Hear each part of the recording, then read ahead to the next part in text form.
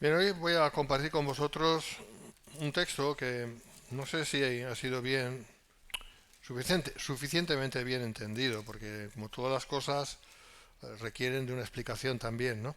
Y ese lo he titulado La hora de Cristo fue la hora de la derrota del diablo. Lo he titulado así. ¿Cuál fue la hora de Cristo? Evidentemente la hora de Cristo fue la hora de ir a la cruz, porque eso fue un punto de inflexión, un antes y un después, la cruz. Entonces estaremos viendo sobre esto. Vamos por tanto a Juan, capítulo 12. Juan, capítulo 12. Es cuando el Señor anuncia lo que le va a pasar, anuncia su muerte, porque para eso vino el Señor, lo cual humanamente no hay por dónde cogerlo. Humanamente no se entiende nada. Pero claro, si lo vemos ya desde la perspectiva divina, ya es otra cosa. ¿eh? Absolutamente contraria o diferente. Bueno, leemos así la palabra del Señor del 27 al 33. Ahora está turbada mi alma. ¿Y qué diré? Padre, sálvame de esta hora.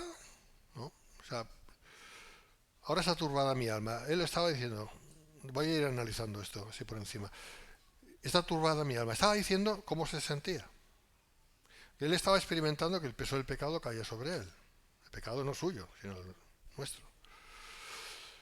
Y dice, ¿y qué diré? O sea, ¿qué voy a decir? ¿Que no quiero esto o que sí lo quiero? ¿No? Hace una pregunta, a ver, no sé, es una pregunta retórica, de hecho, ¿no? Pero aquí la responde, ¿no? Con otra pregunta. Padre, sálvame de esta hora. O sea, diré esto, tendré que decir esto es lo que tengo que decir, que me salves tú de esta hora.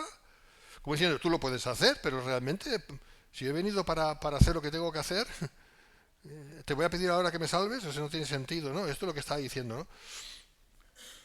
Y aquí ya afirma ya rotundamente lo que estoy diciendo.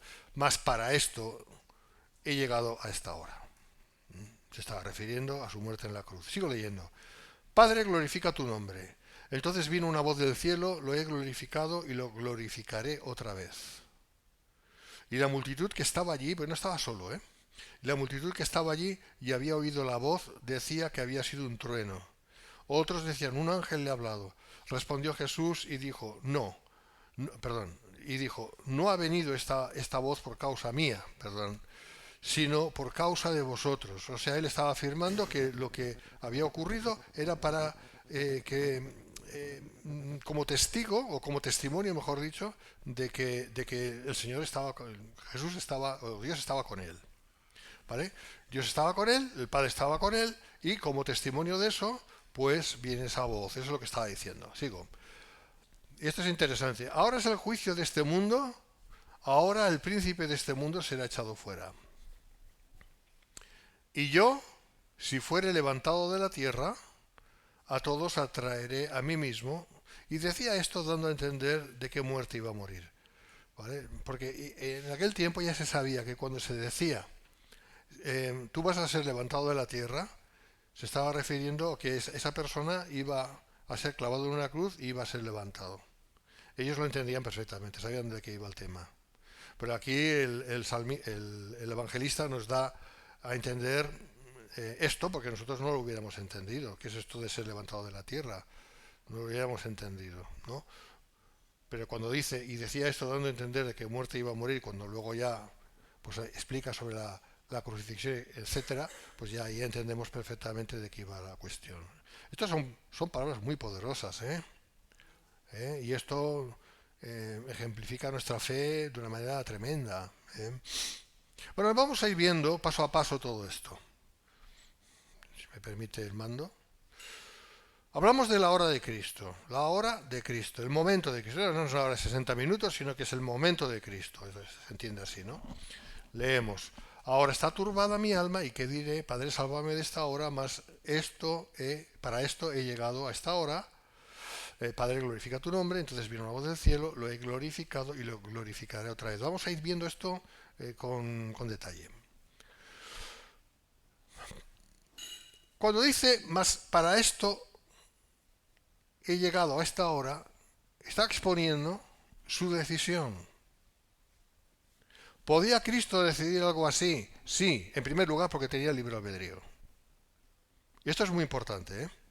El ser humano no tiene libre albedrío, lo perdió en el Edén. Tenemos voluntad, pero no libre albedrío. ¿Sabéis la diferencia? La diferencia es abismal. O sea, ¿por qué no tenemos libre albedrío? ¿Qué sería libre albedrío?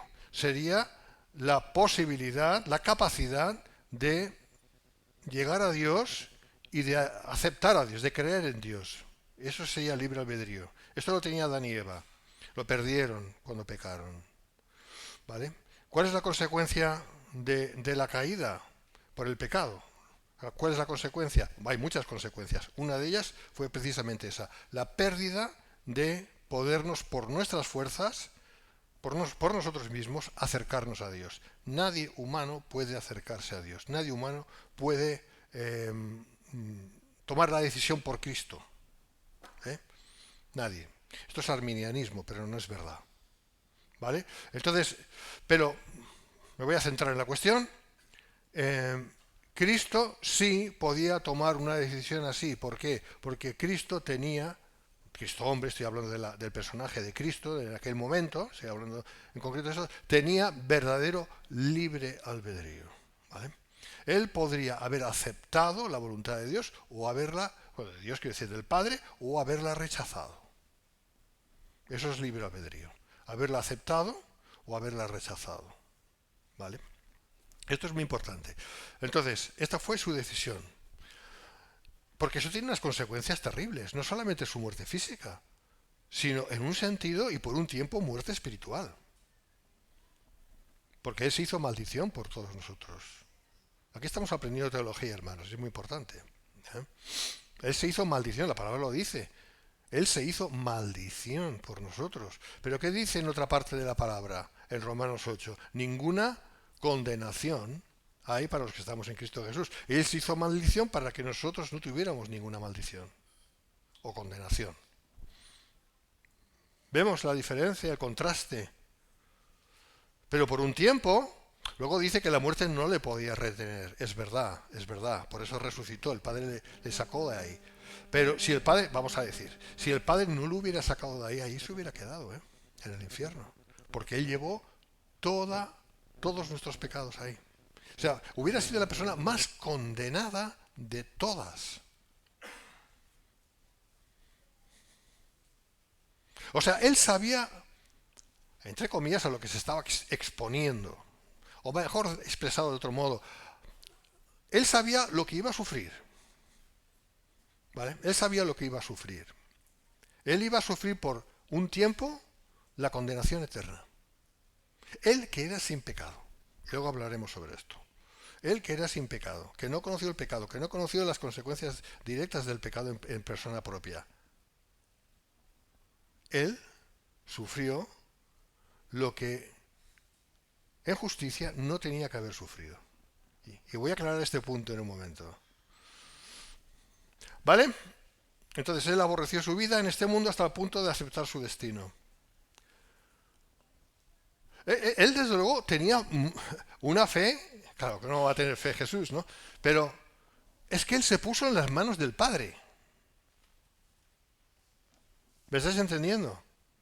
Cuando la Escritura dice, yo te he engendrado hoy, ¿vale? Porque lo dice en varios sitios en la Escritura, se está refiriendo a la resurrección de Cristo. ¿Y por qué digo que Él se puso en las manos del Padre? Pues porque fue así. Él no se resucitó a sí mismo. Fue el Padre quien le sacó a la vida otra vez, o le resucitó. Le devolvió a su cuerpo, etcétera, etcétera. Eso fue así, ¿me estáis entendiendo? Entonces, Él se puso en las manos del Padre. Se necesita tener mucha fe para eso. De hecho, eso solo lo puede hacer aquella persona que tiene libre albedrío, o aquella que solamente es Cristo, o aquella persona, como es el caso de los cristianos, que sin tener libre albedrío, Dios hizo el milagro en nosotros de darnos la salvación y el entendimiento de la salvación y la fe y todo. Pero eso es don de Dios, no es producto nuestro. ¿Me entendéis? Hubiera sido hasta cierto punto producto nuestro si nosotros hubiéramos tenido libre albedrío. La capacidad de poder acercarnos a Dios, de aceptar a Dios por nosotros mismos. Pero al no tener libre albedrío no lo podíamos hacer. Dios lo hizo por nosotros. Pero Jesús lo hizo por sí mismo. Jesús se entregó en los brazos del Padre porque Él sí tenía verdadero libre albedrío. ¿Amén? ¿Me entendéis? Esto es muy importante. Y alguien dirá, pero nosotros tenemos voluntad, yo puedo decidir ponerme una corbata o no ponérmela. Claro que sí, creo que hasta ahí podemos decir que sí. Sí. O que comer esto, comer lo otro, no comer, o dejar de comer, o ir o venir. Pero es que esto no es libre albedrío, esto es la voluntad simple que Dios nos ha dado, que no la perdimos. Hasta los animales tienen cierta voluntad, ¿verdad? Claro que la tienen, hasta cierto punto tienen voluntad, limitada por sus instintos, pero tienen voluntad, hasta cierto punto. Nosotros no tenemos una voluntad limitada a los instintos, porque somos humanos, no animales. ¿Te das cuenta de la diferencia? Nos vamos dando cuenta de la diferencia. Bueno, vamos a seguir. A pesar de que su alma estaba turbada, él no iba a decir, Padre, líbrame de la cruz, sino que contrariamente exclamó, Padre, glorifica tu nombre. Es interesante esta expresión, glorifica tu nombre, suena como muy religioso, ¿no? Glorificado, y la gloria, ¿y qué es esto de glorificado y glorifica tu nombre? Esto es una manera de hablar que tenemos que entender, porque eso viene del griego y tiene bastantes o diferentes significados, y uno de ellos es este, por supuesto que sí, pero no es lo que nosotros utilizamos en el día a día. Nosotros no decimos, glorifícate un poco, o esta persona ha sido glorificada, o la palabra esta no la usamos. Entonces, ¿qué quiere decir? Vamos a ser honestos. No es un lenguaje que manejemos. Bueno, lo vamos a ver. Cristo tenía turbada su alma. La expresión utilizada aquí, tarasso, en griego, tiene una fuerte connotación y significa, cuando se dice turbada su alma, horror, ansiedad, agitación, turbación. Yo no me puedo ni imaginar qué tipo de ansiedad terrible, de miedo, de todo, de sentido de la condenación, de perdición, de tal, podía experimentar el Señor en esos momentos. Nadie ha experimentado esto. Nadie humano, quiero decir. Nadie humano ha podido experimentar esto. ¿Por qué? Porque nadie ha llevado los pecados de toda la humanidad encima de sí, excepto Jesús. Esto es muy importante que lo tengamos en cuenta, Vale. Cristo empezaba a vislumbrar la ira de Dios, la ira. La pregunta es, ¿la ira del Padre cayó de verdad sobre Jesús? Respuesta, sí. ¿Te das cuenta que Dios no se rige por sentimientos? Esto es muy importante también, que lo entendamos. Los sentimientos no deben tener parte en nuestras decisiones, sino que tienen que acompañar a las decisiones en todo caso. Pero la decisión tiene que ir delante de los sentimientos, no al revés, como se enseña hoy en día. Lo importante son tus sentimientos, como tú te veas a ti mismo, como tú te apercibas, lo que te pida el cuerpo. Eso es lo que se enseña, eso es mentira, es falso. Es poner el carro por delante del burro. El burro tiene que ir por delante, no el carro. ¿Vale? Entonces, es muy importante esto, que el Señor... No, perdón, la ira de Dios, estaba hablando de la ira de Dios. El Padre no se dejó llevar por la ira era consecuencia de su justicia. ¿Vale? La justicia. Y era justo, o bien, que toda la humanidad entera hubiera pagado, o bien, que Él mismo, como Dios, Él mismo haciéndose hombre, en la persona del Hijo, llevara, acarreara, soportara esa ira, aunque por un momento, porque con que era justo, el Señor, el Padre le resucitó. Pero por un tiempo, Él experimentó esa ira. ¿Por qué la tenía que experimentar? Porque era justo que la experimentara. No por sí, sino por nosotros. Pero que la experimentó, sí. Y no fue solamente un sentimiento, Eso era mucho más que un sentimiento. Mucho más. No podemos ni imaginar lo que fue, ni imaginar. Nos podemos sentir alguna vez nosotros pues con ansiedad, con una canción, o con miedo, o con esto, o con lo otro. Eso es nada, nada, en comparación con lo que el Señor experimentó. La ira de Dios derramada sobre Él por los pecados del mundo. Algo totalmente ajeno a Él, ya que Él era sin pecado. Y aquí nos vamos a detener un poquito y vamos a aprender un poquito más de teología. Segunda de Corintios 5:21 dice: al que no conoció pecado, por nosotros lo hizo pecado, para que nosotros fuésemos hechos justicia de Dios en él. Este versículo es muy poderoso, muy explicativo. Al que no conoció pecado, por nosotros lo hizo pecado, para que nosotros no sufriéramos las consecuencias. Si este versículo fuera un versículo extraído de la Biblia y estuviera solo, podríamos decir sin lugar a dudas de que esto es una injusticia.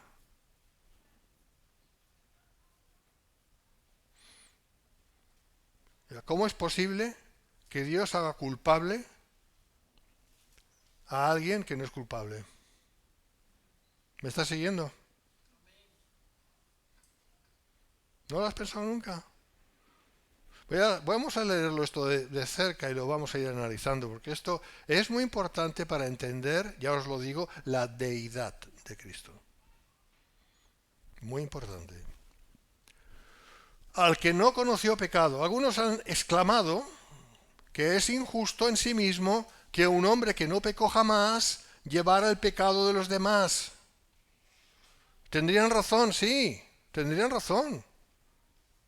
O sea, Dios no envió un ángel a llevar nuestros pecados. No llevó a un ángel a que se hiciera hombre. Un ángel es una criatura, ¿verdad? Los ángeles de Dios no tienen pecado. Pero no envió un ángel. Algunos han exclamado que es injusto en sí mismo que un hombre que no pecó jamás llevara el pecado de los demás, pero no se preguntan cómo es posible que existiera un hombre sin pecado, ya que todos los hombres sin excepción han pecado. Si todos los hombres han pecado, ¿cómo puede haber o cómo podía haber un hombre que no hubiera pecado? Parece un contrasentido. Es lo que parece. Ahora vamos a ir viendo.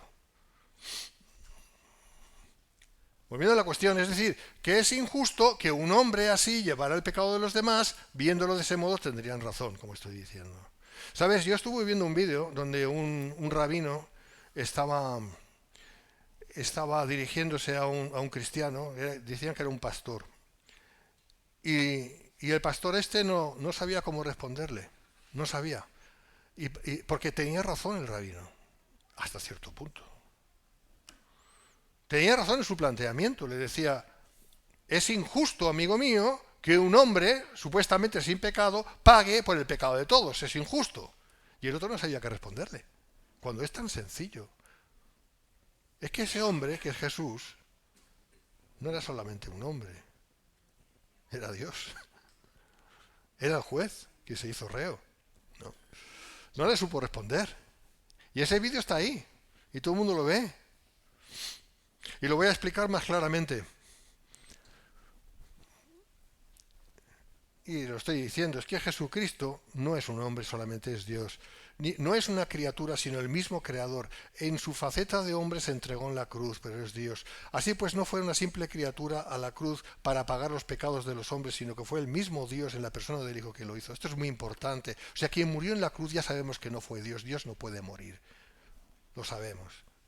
Murió un hombre, claro que sí, pero es que ese hombre intrínsecamente, en su naturaleza, también es Dios. Y en eso sí está bien definida la teología. Verdadero Dios, verdadero hombre. Pero tan unidos que no se pueden separar. Entonces, ¿es injusto que un hombre muera por los hombres? Sí. ¿Es injusto que Dios se haga hombre y muera por los hombres?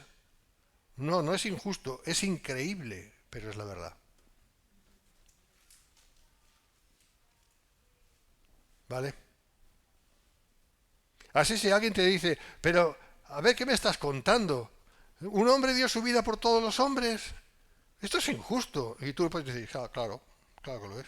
Pero es que ese no es Jesucristo. Jesucristo no es solamente un buen hombre. Ah, pero tú dices que nació por obra del Espíritu Santo, de una virgen y tal. Sí, todo eso es verdad. Entonces era un hombre sin pecado. Sí, era un hombre sin pecado. Pues ya está, un hombre murió por los hombres. No, es que ese hombre que nació de María era Dios hecho hombre. Ah, es decir, que el único que podía y hizo el hecho de llevar los pecados fue el mismo Dios, haciéndose hombre. Viviendo como hombre, padeciendo como hombre, siendo hombre, sin pecar. Todos los hombres hemos pecado. Él no. Él podía. Él era el Cordero de Dios, sin mancha. Pero aún siendo el Cordero era el mismo Dios, la persona del Hijo, claro, entendemos. Esto es muy importante, ¿eh? Solo así los pecados de los hombres podían ser perdonados. No hubiera habido manera que una criatura, por muy buena y santa que hubiera sido, ¿vale? Una simple criatura, un ángel o un hombre o yo no sé qué. Desde luego los animales no, está claro. En el Antiguo Testamento eran animales, pero en previsión de lo que luego iba a venir. Pero me refiero al acto de la cruz en sí, a la hora de Cristo, y vamos a imaginar que en vez de ser Cristo, que sabemos quién es, fuera otra persona, otro ente, otra criatura, no hubiera habido manera de que esa persona dando su vida en ese lugar, en esa cruz, hubiera podido perdonar o se hubieran podido perdonar los pecados por medio de ese sacrificio. No hubiera habido manera. No hubiera sido justo. Por el hecho que estoy diciendo que una criatura, un hombre o una criatura, es injusto que dé su vida por el resto de las criaturas. Es injusto, porque era sin pecado. Y si hubiera tenido pecado no hubiera servido de nada. Hubiera muerto por sus pecados, pero no por nada más. ¿Vale? ¿Entendemos eso? Pero Dios, haciéndose hombre en la persona de Cristo, eso cambia todo.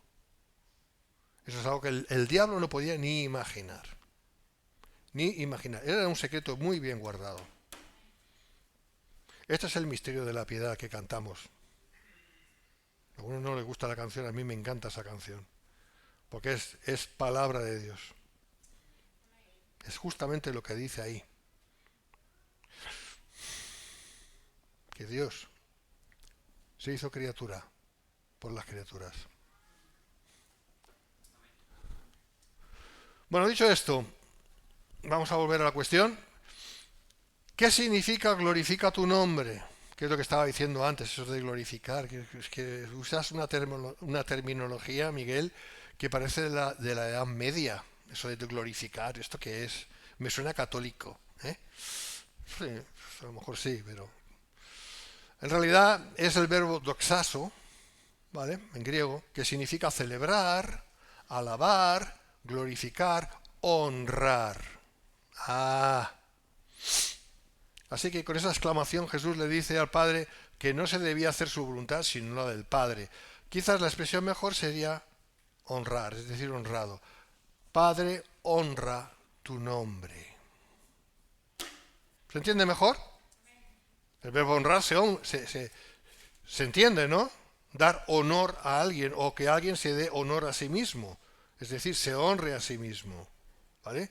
De hecho, solo Dios puede honrarse a sí mismo. Un hombre que quiera honrarse a sí mismo es un pelagatos, es un presimiente. Vaya usted a saber lo que es. ¿Vale? Nadie puede honrarse a sí mismo. Yo y mi persona, eso es una necedad. Pero Dios sí, en principio, porque Dios son tres personas y se honran el uno al otro. Y el Hijo estaba honrando al Padre ahí. ¿Me seguís? Así que se entiende mejor eso, ¿no? Honrar. Padre, honra tu nombre. Claro que se entiende, ahí se entiende ya. O sea, le estaba diciendo el Señor, Padre, yo para eso he llegado a esta hora. ¿Y cuál es mi respuesta? Que tú honres tu nombre. La gloria para ti. ¿Amén?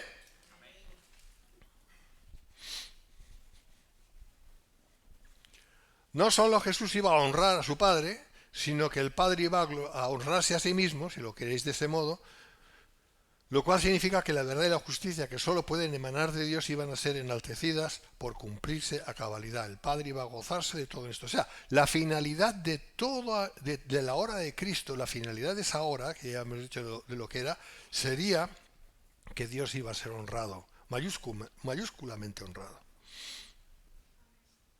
¿Vale?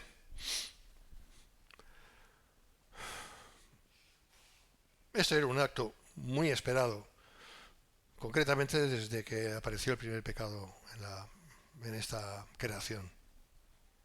Ya Dios lo sabía de antes, claro, pero físicamente empezó ahí, cuando Adán y Eva pecaron, ¿no? O Eva y Adán, en ese orden.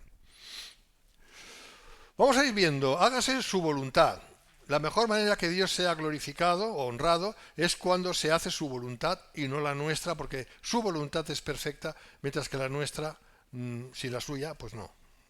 Jesús iba a entregar sus padecimientos a la gloria de Dios o a su honra, de ese modo el Padre iba a sentirse honrado o a glorificarse, como lo quieras llamar, como lo entiendas mejor. Cristo voluntariamente iba a padecer mucho, pero eso no era nada comparado con la gran gloria que Dios iba a recibir. Eso es así porque por ese acto de entrega Dios iba a mostrar toda su esencia, su amor. O sea, es que es inverosímil, o sea, humanamente es que no se puede entender. O sea, que lo que es el pago por el pecado, la entrega en un sacrificio, el deseo de que el Padre sea enaltecido, sea honrado, sea glorificado, todo tiene que hacerse a partir o a través de un derramamiento de sangre humana, una cruz.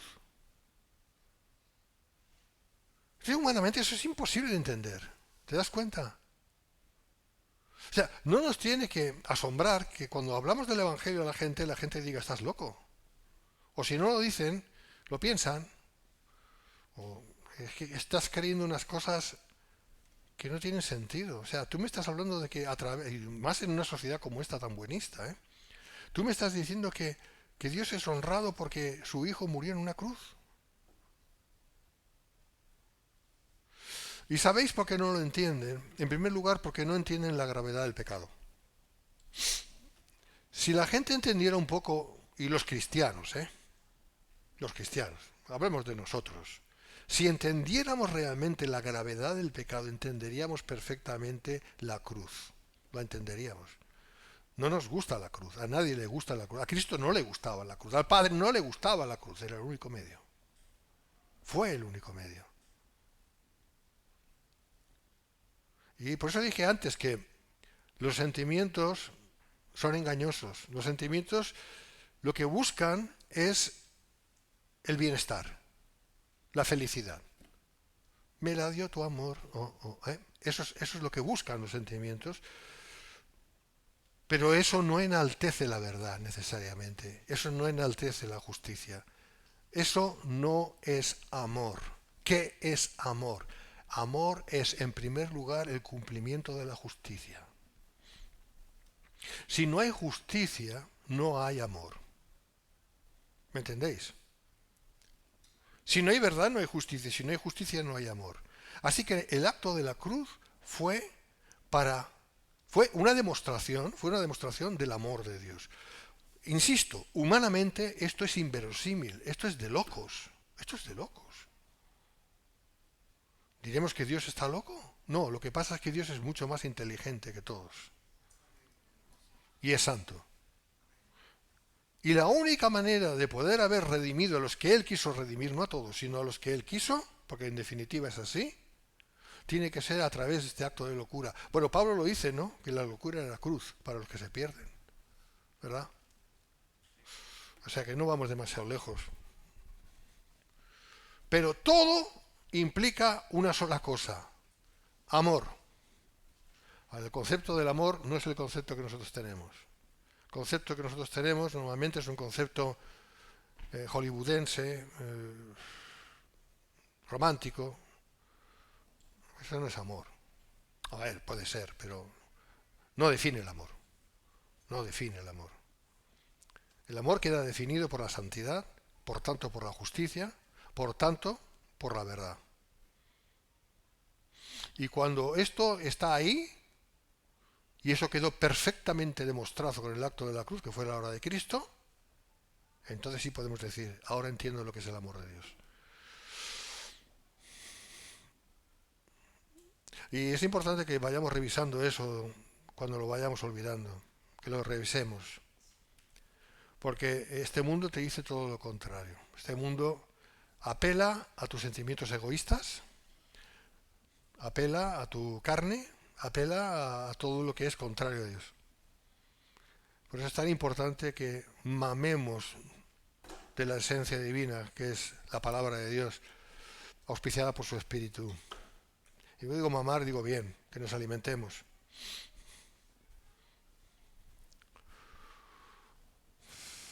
Así que, ya yendo hacia el diablo ahora, vamos a hablar de eso, creo. La glorificación del Padre y del Hijo por la cruz iba a suponer la derrota absoluta del príncipe de este mundo, el diablo. Claro, un acto de amor tan sublime destruyó lo que el diablo quería hacer. ¿Qué es lo que el diablo quería hacer? Que toda la humanidad fuera como Dios, ¿no? Seréis como Dios. Bueno, pues ese acto de amor que fue la cruz destruyó eso. Al menos de manera real con aquellos que somos de Cristo, porque conoce el Señor a los que son suyos. No al resto de la humanidad que está perdida y estuvo perdida desde antes de la fundación del mundo ya. O sea que eso está claro. Bien, seguimos. Estamos analizando este pasaje de Juan. Dos grandes realidades en una sola frase. Versículo 31. Ahora es el juicio de este mundo. Ahora el príncipe de este mundo será echado fuera. ¿Cuál fue el juicio de este mundo? Evidentemente fue la cruz. Parecía todo lo contrario, porque parecía una señal la cruz parecía una señal de derrota. Humanamente era una señal de derrota. Creo que el Papa de Roma está diciendo eso. También estaba diciendo que que Jesús fue derrotado en la cruz. Una serie de cosas que está diciendo que, bueno, mejor ni lo escuchéis, ¿no? Pero no es así. La cruz pudo parecer una señal de victoria para Satanás, pero en realidad determinó su derrota. Dios es mucho más sabio. Y aquí está escrito, ¿no? Hebreos 2:14. Así que, por cuanto los hijos participaron de carne y sangre, él también participó de lo mismo. Él fue tanto carne y sangre como nosotros, exactamente igual. Pero mira qué dice, ¿para qué? ¿Con qué fin? ¿Con qué finalidad? Para destruir por medio de la muerte, ¿cuál? Muerte la suya, al que tenía el imperio de la muerte, es decir, el diablo. O sea, el diablo tenía el imperio de la muerte. ¿Por qué? Porque al conquistar este mundo para sí, habiendo engañado a Adán y Eva, pues tenía las llaves del Hades. Pero Cristo se las quitó. ¿Cuándo se las quitó? ¿En qué acto? En el acto de la cruz.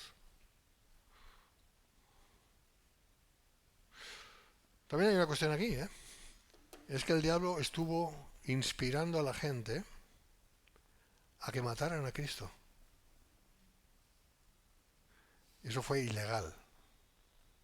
Eso fue un acto ilegal. Pero lo hizo. Y fue suficiente razón para que Dios le quitara, o Cristo mismo, que es lo mismo, le quitara justamente las llaves del Hades, las llaves de la muerte, porque él quería que el justo muriera. Eso era un acto en sí mismo injusto. El justo no tenía que morir. Teníamos que morir todos nosotros, pero no él. O sea, te das cuenta de que todo funciona por paradojas, es paradójico. Esto es de mucha inteligencia, de mucha inteligencia. O sea, Dios, en un sentido, pues se puede decir del siguiente modo, engañó al diablo. Engañó al diablo. O sea, engañar no de una manera pecaminosa, Dios no puede pecar, pero le confundió. Porque le permitió hacer algo que no debía hacer, que era inspirar a la gente, mátalo, mátalo, Pilatos, mátalo, mátalo, mátalo. Cuando el mismo diablo sabía que Cristo era justo y no merecía morir. El mismo Pilatos lo reconoció. Él reconoció, pero si este es justo, ¿cómo lo voy a matar? Matadlo vosotros. ¡No, nosotros no podemos! Vosotros sois los que tenéis el poder ejecutivo de la muerte en esta nación, que era verdad. Y el hombre se lavó las manos diciendo, bueno, vale, pero no haya problemas. Pero él se hizo culpable juntamente con ellos, fue cómplice. ¿Sabes? Pero ahí es donde Dios agarró al diablo. Ajá, mira lo que has hecho. Esto que has hecho es ilegal. Es ilegítimo e ilegal. Has mandado a la cruz a un justo. Ahí también fue derrotado el diablo.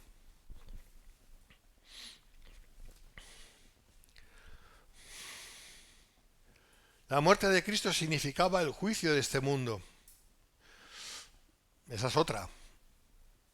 Mediante la muerte de Cristo el diablo iba a ser derrotado, el mundo ya podía ser juzgado.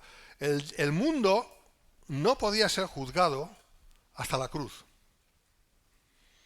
porque el mundo pertenecía a Satanás, por derecho adquirido, por haber engañado a Adán y Eva, que sí tenían libre albedrío. Por eso Jesús es el postrer Adán.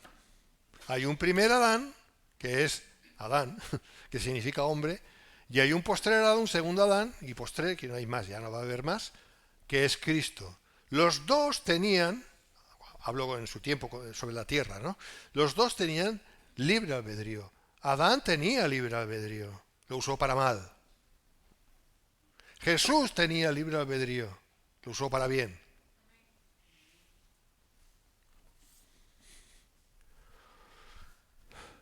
Y como digo, el mundo no podía ser juzgado porque el diablo tenía legitimidad. En todo el Antiguo Testamento, el diablo ha tenido legitimidad de estar sobre este mundo. Legitimidad adquirida por haber engañado a aquel, Adán, a aquel que podía haberle rechazado y no lo hizo. Y alguien dirá, bueno, ¿y qué pasa con toda la humanidad? Ay, amigo mío.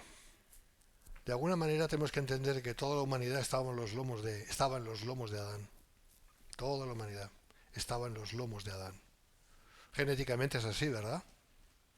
Espiritualmente también. Pero yo no tengo la culpa de no, si tú tienes la misma culpa, tú hubieras hecho lo mismo que Adán. Exactamente igual. Entonces tenemos que admitir que el diablo tiene un poder de seducción, un poder de tentar, un poder de hacerte pecar muy grande. Hombre, sí lo tiene, sí. Entonces, ¿por qué tenemos que decir que el diablo no me hace pecar? Porque no puede hacerte pecar, pero puede llevarte a querer pecar. Pero pecas tú porque quieres. Pero Dios nos guarda, ¿verdad? Dios, tenemos la gracia de Dios para no pecar, ¿verdad? Aún y así pecamos, ¿verdad?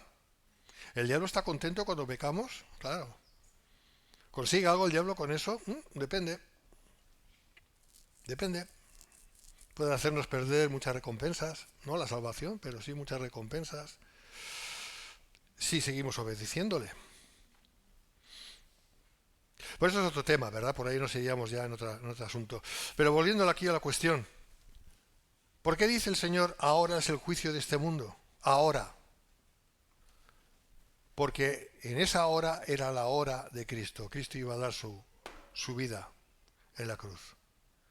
Y ahí sí, por las razones que ha dicho y todas las demás que sabemos ya, el diablo fue derrotado. Absolutamente derrotado. Y ni se estaba enterando.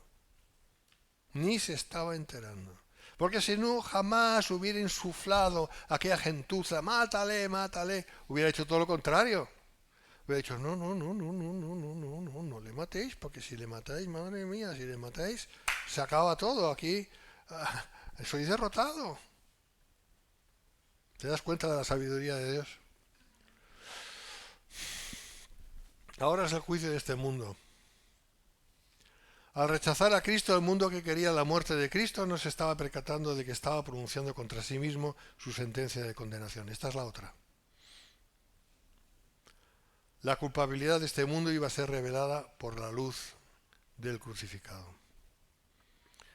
Los 3 puntos. En 3 puntos solo podemos ver que la muerte de Cristo significaba el juicio de Dios contra este mundo y a favor de los escogidos. Vamos a verlos y con esto creo que iremos terminando. Primer punto, porque iba a poner a prueba la respuesta de cada individuo respecto a lo que la cruz de Cristo significaba para cada uno. Porque iba a poner a prueba la respuesta de cada individuo respecto a lo que la cruz de Cristo significaba. Es decir, cuando se ha anunciado el Evangelio, cada uno responde de una manera, ¿no? La cruz es un antes y un después. Los hombres serán juzgados por la reacción que hayan tenido conforme a la palabra, corazón y pensamiento ante esa muerte. Porque una cosa es la soberanía de Dios, que Dios salva a quien quiere, es verdad, pero la otra verdad que parece antagónica es que cada uno también es responsable de su elección. Cada uno es responsable de su pecado. Porque Dios ha dado la suficiente luz para que uno pueda reaccionar y decir, a menos hasta cierto punto, pues sí, la verdad es que estoy pecando, la verdad es que tendría que cortarme un poco. ¿Qué hace la inmensa mayoría de la gente? Todo lo contrario. ¿Por qué? Porque aman el pecado, rechazan la luz. Y más hoy en día. O sea, se rechaza, no se acepta para nada lo que es de Dios. Son antagónicos, contrarios a lo que tiene que ver con Dios. Serán juzgados por esto. Marcos 4:22, como está escrito, porque no hay nada oculto que no haya de ser manifestado ni escondido, que no haya de salir a la luz.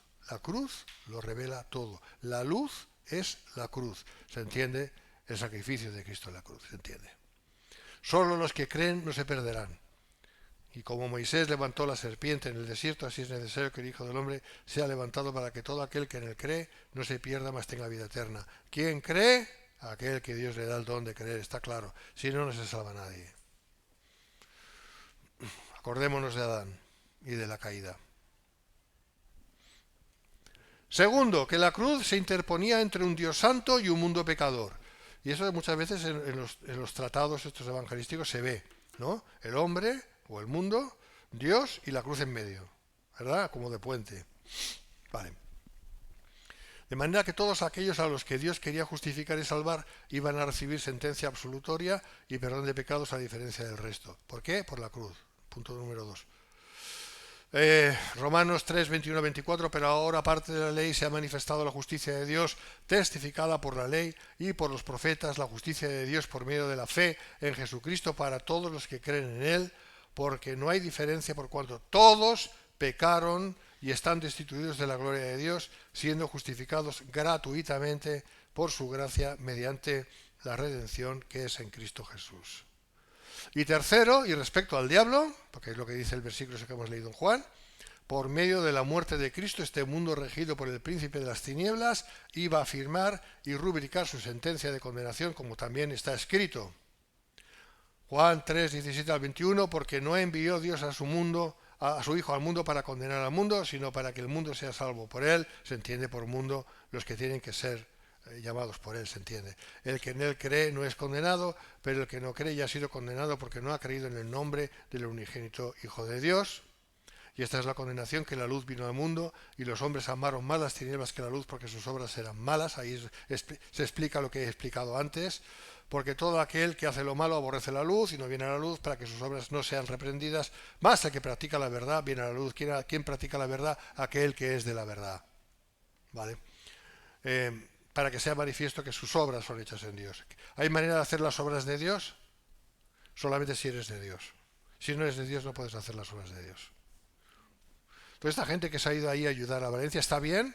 Sí, pero está haciendo la obra de Dios, está haciendo una obra caritativa, está bien, no hay nada que objetar, pero eso no ejemplifica lo que son las obras de Dios. Obras de Dios solo las hace aquel que es de Dios, ¿vale? Para que sean tenidas en cuenta.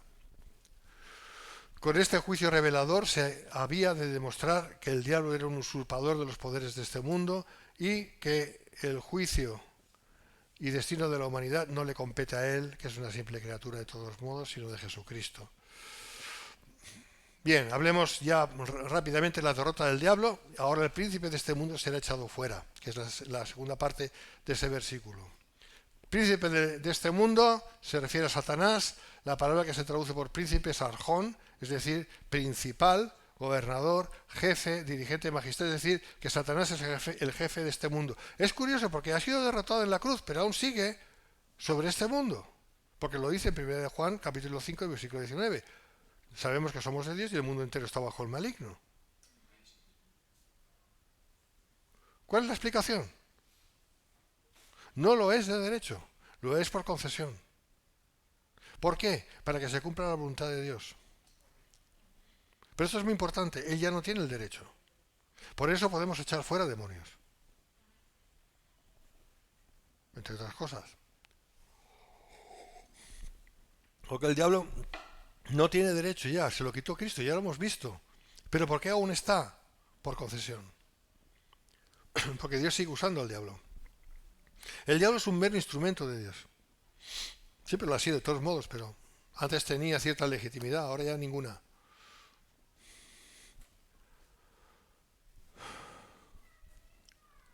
Ahí está, escrito.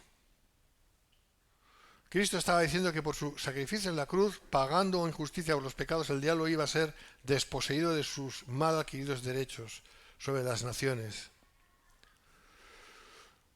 ¿Cuándo se le quitará esa concesión? Cuando se cumpla Apocalipsis 11:15. El séptimo ángel tocó la trompeta, eso es algo que tiene que ocurrir aún. ¿Por qué lo dice en pasado? Porque Juan lo ve ahí en visión, por eso lo dice en pasado, porque comenta lo que ha visto en visión. Pero esto aún no ha ocurrido en la realidad, en la práctica. Hubo grandes voces en el cielo que decían: los reinos del mundo han venido a ser de nuestro Señor y de su Cristo, Él reinará por los siglos de los siglos. Cuando esto se cumpla, ahí es el diablo, ya se le acabó enfáticamente todo. ¿Qué más podemos decir? Lo mismo que hemos dicho ya.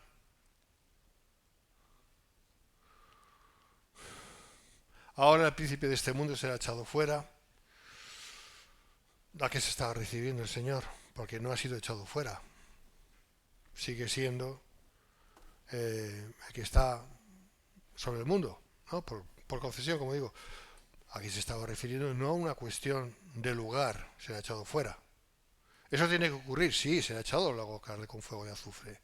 ¿Ha sido echado ya? No. Esto lo han entendido muy mal muchos, ¿eh? Que dicen que no, el diablo ya está fuera. No, el diablo no está fuera. El diablo sigue operativo, sigue operando. Entonces, ¿qué es lo que quería decir el Señor? Que será echado fuera, o que será echado fuera con la cruz en el sentido de derecho, que ya no iba a tener derecho. El derecho se le iba a quitar. Esto es, ya lo he explicado, de todos modos. Conclusión: la hora de Cristo fue la hora de nuestra salvación y la derrota del maligno. El diablo está derrotado. ¿Sigue activo? Sí. ¿Por qué? Porque Dios lo permite. ¿Tenemos autoridad sobre el diablo mientras andemos rectos delante del Señor? Absolutamente, sí tenemos. Sí tenemos, y tenemos que ejercerla. Porque no tenemos lucha contra carne y sangre, sino contra principados, potestades, gobernadores de las tinieblas de este siglo, contra huestes espirituales de maldad en las regiones celestes. Está escrito. Otra cosa es que no hagamos nada. Si no hacemos nada, pues... Pero tenemos una parte operativa en todo esto. Cada vez que oramos, estamos luchando contra las tinieblas. ¿Vale? El diablo tiene derecho, solamente el derecho que le otorga el pecado de la gente. ¿Pero tiene derecho sobre este mundo? Por el pecado de la gente, sí. Pero cuando esto ya vaya a tener su fin, como ya va a tener, porque eso ya se consiguió en la cruz, todo se va a acabar. Y entonces será el momento en que tendremos el reino aquí en la tierra. Venga a nosotros tu reino, hágase tu voluntad, así en los cielos como en la tierra. ¿Cuándo se va a cumplir esto? Cuando el Señor Jesús vuelva en gloria y coja al diablo y lo ate por 1000 años, etcétera, etcétera, todo lo que va a ocurrir. Este es el orden de los sucesos, hermanos. Nosotros somos, y con esto acabo, nosotros somos testigos de lo que está pasando. Y yo creo que tenemos que verlo como eso, como que ser testigos de lo que está haciendo nuestro Dios aquí. Las cosas no van a ir a mejor. Las cosas van a ir humanamente a peor, en lo natural a peor. ¿Por qué? Porque tiene que cumplirse la palabra de Dios. Llega un momento en que tiene que levantarse el príncipe que ha de venir, en su segunda versión, Daniel 9:27. Vino en su primera versión, Daniel 9:26, pero ahora tiene que volver en su segunda versión, Daniel 9:27. Y por lo tanto, este hombre va a traer paz, entre comillas, y la gente le va a seguir. Y se van a dejar colocar la marca. Muchos. Pero nosotros espero que no estemos para este momento. Por lo tanto, si esto tiene que ser así, y falta poco para que esto empiece, falta aún menos para que la iglesia sea levantada, sea sacada de aquí. No en la cruz, levantada en la cruz, no. Eso fue Cristo que fue levantado en la cruz, para que nosotros podamos ir seamos levantados para recibirle en las nubes y estemos así siempre con el Señor y como dice la palabra, alentaos los unos a los otros con estas palabras. Lógicamente no podemos esperar que eso sea al final, cuando no quede de nosotros ni media persona, porque no va. Claro, tiene que ser antes, ¿no? Para que se pueda cumplir la palabra de Dios. Dios os bendiga, hermanos.